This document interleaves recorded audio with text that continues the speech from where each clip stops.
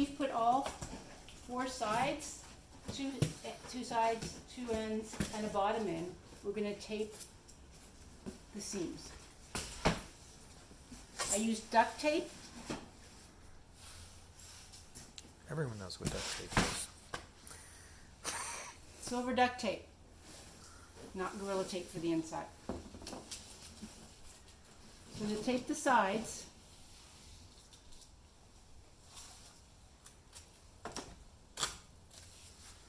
I'll fold them in half lengthwise, put them up against one side of the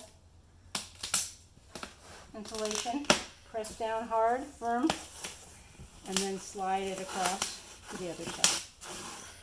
So we're going to do that.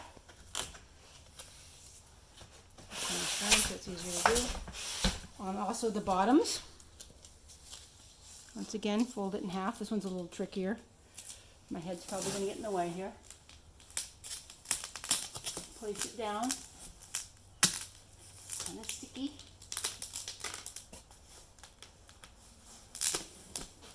And I prefer this didn't happen, but in some cases it does.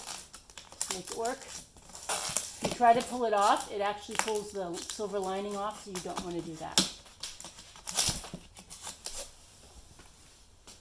And then the long piece, and I've pre-measured these all out.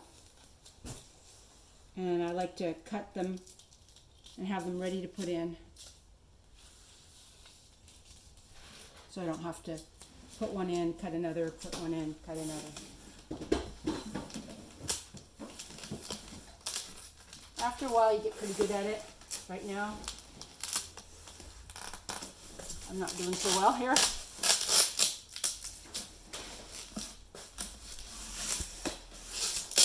You get a rhythm going.